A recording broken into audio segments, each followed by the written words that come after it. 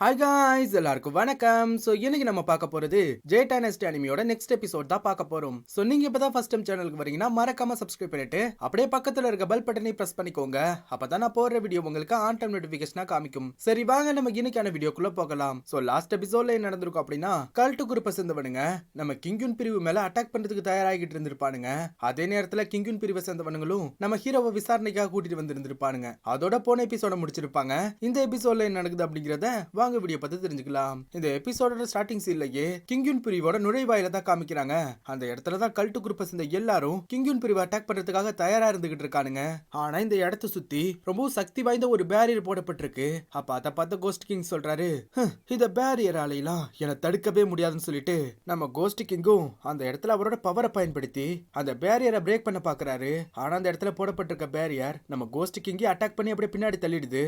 இதுல காண்டான நம்ம கோஸ்ட் கிங்கும் அந்த இடத்துல சம்மகான்ல அவரோட பவர் எல்லாம் கேதர் பண்ணிட்டு அந்த பேரியர் அட்டாக் பண்றதுக்கு தயாராகிட்டு இருக்க. ஆனா அப்ப டக்குன்னு பின்னாடி இருந்து ஒருத்தவன் சொல்றான், கோஸ்ட் கிங் கொஞ்சம் பொறுமையா இருங்க, இந்த பேரியரை உடைக்கிறதுக்காக வீணா உங்களோட எனர்ஜியை வேஸ்ட் பண்ணாதீங்க. எனக்கு இந்த பேரியர்ஸ் எல்லாம் எப்படி பிரேக் பண்ணணுங்கிற டெக்னிக் தெரியும், அதனால நீங்க ஒண்ணு கவலைப்படாதீங்க அப்படிங்கிற மாதிரி சொல்லிட்டு அந்த இடத்துல அவ ஏதோ ஒரு வித்தியாசமான டெக்னிக்கை பயன்படுத்தி நம்ம கிங்குன் பிரிவை சுத்தி போடப்பட்டிருந்த அந்த பேரியர் அப்படியே பிரேக் பண்ணிடுறான். அற்புதமான வேலை பாத்தீங்க பாய்சன் கிங். இன்னைக்கு அந்த கிங்குன் பிரிவு அழிய போறத யாராலும் தடுக்க முடியாது, வாங்க எல்லாரும் போகலாம் அப்படிங்கிற மாதிரி சொல்ல அதை கெட்ட கல்ட்டு குரூப்பை சேர்ந்தாங்க எல்லாரும் நம்ம கிங்குன் பிரிவுக்குள்ள அப்படியே நுழைஞ்சுக்கிட்டு இருக்கானுங்க. அதே சமயத்துல இங்க உள்ள நம்ம ஹீரோவை விசாரணை பண்றதுக்காக எல்லாரும் முன்னிலையிலும் ஹீரோவை அப்படியே கூட்டிட்டு வராங்க. அப்ப கிராண்ட் மாஸ்டர் சொல்றாரு, சைஃபாங் நீ பல வருடங்களா நம்ம கிங்குன் பிரிவுல இருந்துட்டு வர, அப்படி இருக்கும்போது நம்ம பிரிவோட கட்டுப்பாடுகள் என்னன்னு உனக்கு தெரியும் நினைக்கிறேன். ஆமா கிராண்ட் மாஸ்டர், எனக்கு தெரியும். ஆனா நீ அந்த ஈஸ்ட் சீல டிவைன் பீஸ்ட் கூட ஃபைட் பண்ணும்போது தியானின் கோயில சேர்ந்த புத்தா டெக்னிக்கை பயன்படுத்திருக்க, அது எப்படி உனக்கு தெரியும்? அதை கேட்ட நம்ம ஹீரோவுக்கும் அந்த இடத்துல என்ன சொல்றதுன்னு தெரியல. சைஃபங் நம்ம பிரிவை சேர்ந்த டிசபிள்ஸ் மத்த பிரிவோட டெக்னிக்ஸை கல்டிவேட் பண்றதுக்கு அனுமதி இல்ல, அது உனக்கு தெரியும் தானே? மாஸ்டர் அது எனக்கு நல்லாவே தெரியும். அப்ப டிராகன் எல்டர் கேக்குறாரு, உனக்கு இது நல்லாவே தெரிஞ்சிருந்தாலும் நீ தியானின் கோயிலோட புத்தா டெக்னிக்கை பயன்படுத்திருக்க, அப்படின்னா நீ யாருக்குமே தெரியாம அந்த டெக்னிக்கை பயிற்சி பண்ணிட்டு வந்திருக்கியா என்ன? சொல்லு, உனக்கு எப்படி அந்த டெக்னிக் தெரியும்? அப்ப அதை கேட்ட நம்ம ஹீரோவும் சின்ன வயசுல அவனோட மாஸ்டர் கிட்ட நீங்க சொல்லி கொடுத்த அந்த டெக்னிக் பத்தியும் உங்களை பத்தியும் யாருக்கிட்டையும் சொல்லவே மாட்டேன்னு சத்தியம் பண்ணி கொடுத்தது அப்படின்னு ஞாபகத்துக்கு வருது. அது என்னால அதை சொல்ல முடியாது.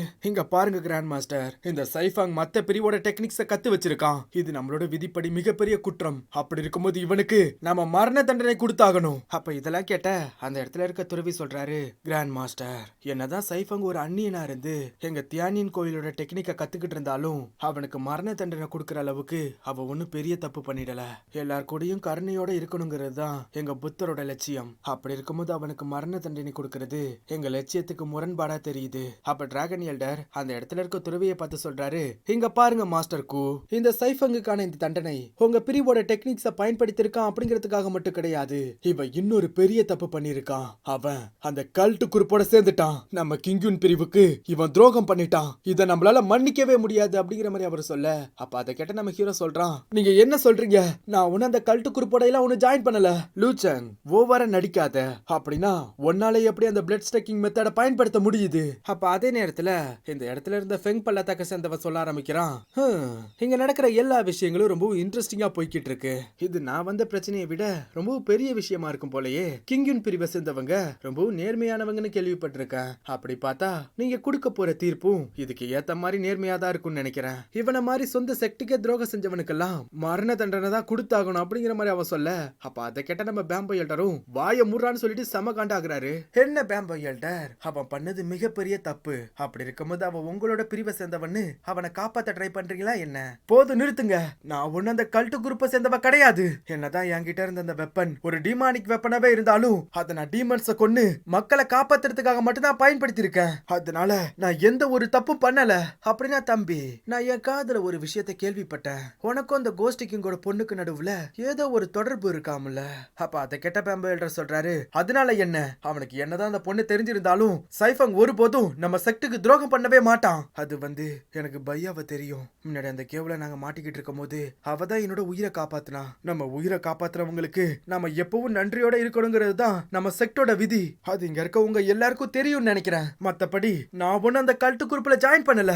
அப்ப அதே நேரத்துல அந்த ஃபெங் பள்ளத்தாக்க சேர்ந்தவன் சொல்றான், இங்க பாருங்க கிராண்ட் மாஸ்டர், எனக்கு தெரிஞ்சு இவன் பண்ண தப்புக்கு கண்டிப்பா இவனுக்கு மரண தண்டனை கொடுத்தே ஆகணும். நீங்க நேர்மையானவர்னு கேள்விப்பட்டிருக்கேன், என்ன பண்ண போறீங்கன்னு நானும் பாக்குறேனே. அப்ப அதை கேட்ட கிராண்ட் மாஸ்டர் சொல்றாரு, ஒரு விஷயத்த மட்டும் நல்லா புரிஞ்சுக்கோங்க. இப்போ நீங்க இருக்கிறது கிங்யூன் பிரிவுல.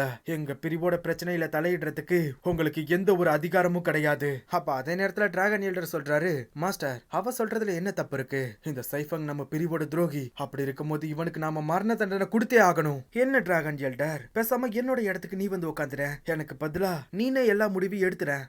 இல்ல கிராண்ட் மாஸ்டர், எனக்கு அந்த அளவுக்கு தைரியம் இல்ல.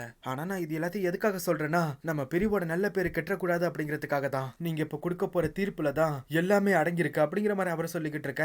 அப்ப அதே நேரத்துல கிராண்ட் மாஸ்டரும் அந்த இடத்துல இருக்க எல்லாரையும் பார்த்துட்டு அந்த இடத்துல அவரோட தீர்ப்பை சொல்றாரு. சைஃபங், நம்ம கிங்குன் பிரிவை நல்ல பேரை காப்பாத்துறதுக்காக ஒரு அப்பாவி தண்டிச்சிடப்படக்கூடாது. ஆனா இருக்கிற எல்லா ஆதாரங்களும் உனக்கு எதிரா இருக்கு. அதனால நம்ம பிரிவோட ரொம்பவும் மோசமான தண்டனைய உனக்கு நான் நிறைவேற்றுறேன். உனக்கு ஏதாவது கடைசி வார்த்தைகள் சொல்லணுமா என்ன அப்படிங்கிற மாதிரி அவர் கேட்க, இதெல்லாம் கேட்ட நம்ம லூசியும் இல்ல அப்படிங்கிற மாதிரி சொல்லிட்டு வேகமா அந்த இடத்துக்கு ஓடி வரா. கிராண்ட் மாஸ்டர், என் பேரு லூசி, நான் உங்ககிட்ட ஒரு விஷயத்த சொல்லணும். அது வந்து நானும் சைஃபங்க அந்த அளவுக்கு ஒன்னும் க்ளோஸ் எல்லாம் கிடையாது. ஆனா நாங்க ரெண்டு பேரும் ஒன்னா பல வாட்டி அந்த கல்ட்டு குரூப்பை சேர்ந்தவனுங்க கூட ஃபைட் பண்ணிருக்காங்க. சைஃபங்க அவனுங்க கூட ஒவ்வொரு வாட்டி ஃபைட் பண்ணும் போதும் இவன் அவனோட உயிரியே பணைய வச்சுதான் ஃபைட் பண்ணுவான். அதனால எனக்கு கண்டிப்பா தெரியும் இவன் மேல எந்த ஒரு தப்பு இருக்காது. அதனால இந்த விஷயத்த திரும்ப இன்வெஸ்டிகேஷன் பண்ணுங்க. சைஃபங் கண்டிப்பா அந்த கல்ட்டு குரூப் கூட ஜாயின் பண்ணிருக்க மாட்டான். இதுக்காக என்னோட உயிரியே நான் உத்தரவாதமா தரேன் அப்படிங்கிற மாதிரி அவ சொல்ல, அதை கேட்ட நம்ம ஹீரோ அந்த இடத்துல ஷாக் ஆகி அவளை பாத்துக்கிட்டு இருக்கான். அப்ப இந்த இடத்துக்கு வந்து நம்ம சிங்கியூ சொல்றான், கிராண்ட் மாஸ்டர், நானும் சின்ன வயசுல இருந்து சைஃபங் கூட இருந்திருக்கேன். அவனை பத்தி எனக்கு நல்லாவே தெரியும். அவன் எப்படிப்பட்ட ஒரு சூழல்லையும் கண்டிப்பா அவனுக்கு கூட சேர வாய்ப்பே இல்ல. இதுக்காக நான் என்னோட உயிரையும் பணைய வைக்க தயாரா இருக்கேன். அப்ப அந்த இடத்துல ஹீரோவோட நண்பர்கள் எல்லாரும் நம்ம ஹீரோவுக்காக பேசிக்கிட்டு இருக்காங்க. அப்ப இந்த இடத்துக்கு வேகமா ஓடி வந்து ஒருத்தவனும் நம்ம சீனியர் டிசபிளோட காதுல வந்ததா சொல்றான், சீனியர், நம்ம இடத்தோட பேரியர் உடைஞ்சு போயிடுச்சு. அது மட்டும் இல்லாம அந்த கல்ட்டு குரூப்பை சேர்ந்தவனுங்க உள்ள நுழைஞ்சிட்டானுங்கன்னு நினைக்கிறேன் அப்படிங்கிற மாதிரி அவ சொல்ல, அதை கெட்ட சீனியர் டிசபிளும் வேகமா இந்த விஷயத்தை வந்து கிராண்ட் மாஸ்டர் கிட்ட சொல்றான். அவர் அப்படி ஷாக் ஆகுறாரு. சுத்தி இருக்க யாருக்கும் இந்த இடத்துல என்ன நடக்குதுன்னே புரியல. உடனே கிராண்ட் மாஸ்டரும் வேகமா அங்க இருந்து கிளம்ப, அப்ப சீனியர் டிசபிள் சொல்றான், கிராண்ட் மாஸ்டருக்கு ஒரு முக்கியமான வேலை வந்துருச்சு. அதனால தயவு செஞ்சு எல்லாரும் எழுந்திருச்சு கொஞ்ச நேரம் வெயிட் பண்ணுங்க. அதே நேரத்துல இங்க வெளியே தான் காமிக்கிறாங்க, கல்ட்டு குரூப்பை சேர்ந்த எல்லாரும் கிங்யூன் பிரிவோட டிசபிள்ஸ அப்படியே கொஞ்சம் கொஞ்சமா போட்டு தள்ளிக்கிட்டு இருக்கானுங்க.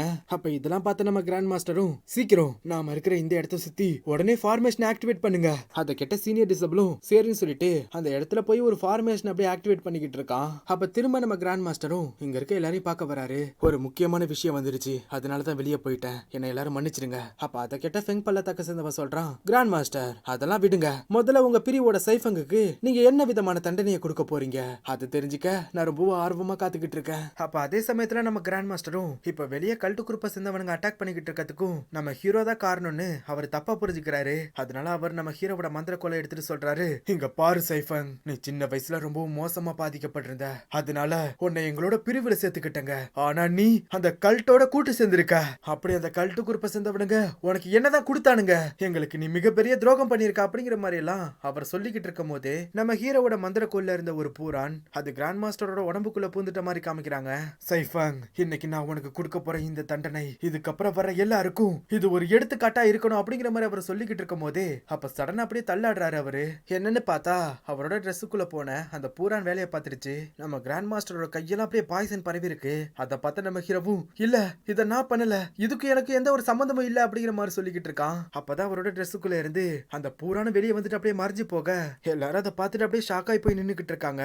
அப்ப அதே நேரத்துல டிராகன் எல்டர் வந்துட்டு சொல்றாரு, கிராண்ட் மாஸ்டர், உங்களுக்கு எதுவும் ஆகல இல்ல? இல்ல டிராகன் எல்டர், எனக்கு எதுவும் இல்ல. என்ன கடிச்ச இந்த பூரானோட விஷம் அது ரொம்ப சக்தி வாய்ந்ததுதான். ஆனா என்ன கொல்ல இதால எல்லாம் முடியாது. அப்படியா கிராண்ட் மாஸ்டர்? அப்படின்னா இத வாங்கிக்கோங்க அப்படிங்கிற மாதிரி சொல்லிட்டு டிராகன் எல்டரே நம்ம கிராண்ட் மாஸ்டரோட வயிற்றிலே சொருகிறாரு. இத பார்த்து அங்க இருந்த எல்லாரும் பயங்கரமான ஷாக்ல இருக்காங்க.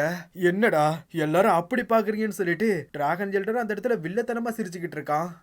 அடே கிராண்ட் மாஸ்டர், நான் இந்த நாளுக்காக தான் ரொம்ப நாட்களா காத்துக்கிட்டு இருந்தேன். கடைசியா இதுக்கான நேரம் வந்துருச்சு அப்படிங்கிற மாதிரி அவர் சொல்லிக்கிட்டு இருக்க.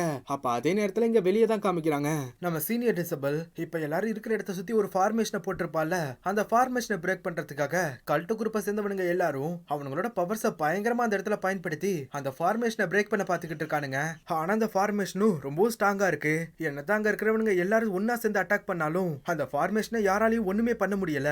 அப்ப அந்த இடத்துக்கு வந்த ஒருத்தவனும் சடனா அந்த இடத்துல ஒரு மிகப்பெரிய ஸ்பிரிச்சுவல் டிராகனை கொண்டு வரான். அதை பயன்படுத்தி அங்க போடப்பட்டிருக்க ஃபார்மேஷனை ஒரே அட்டாக் தான். அந்த ஒரு அட்டாக்ல அந்த ஃபார்மேஷன் அப்படியே பிரேக் ஆயிடுது.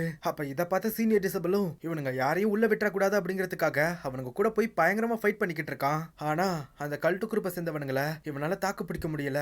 இல்ல நம்மளால இதுக்கு மேல தாக்கு பிடிக்க முடியாது, நம்ம உடனே இத பத்தி கிராண்ட் மாஸ்டர் கிட்ட சொல்லி ஆகணும் அப்படிங்கிற மாதிரி அவ சொல்லிக்கிட்டு இருக்கதோட இந்த எபிசோட் இங்கே முடியுது நண்பா. சோ இந்த எபிசோட் கண்டிப்பா அவங்க எல்லாருக்கும் பிடிச்சிருக்கும்னு நினைக்கிறேன். சோ இது வரைக்கும் ஸ்லோவா போய்கிட்டு இருந்த இந்த அனிமி இதுக்கப்புறம் வேற லெவல்ல போக ஆரம்பிக்கும். கண்டிப்பா உங்க எல்லாருக்கும் பிடிக்கும்னு நினைக்கிறேன். சோ மிஸ் பண்ணாம பார்த்து என்ஜாய் பண்றதுக்கு மறக்காம நம்ம சேனலை சப்ஸ்கிரைப் பண்ணிக்கோங்க. சரி, நாளைக்கு உங்களை அடுத்த எபிசோட்ல வந்து பாக்குறேன். தேங்க்யூ.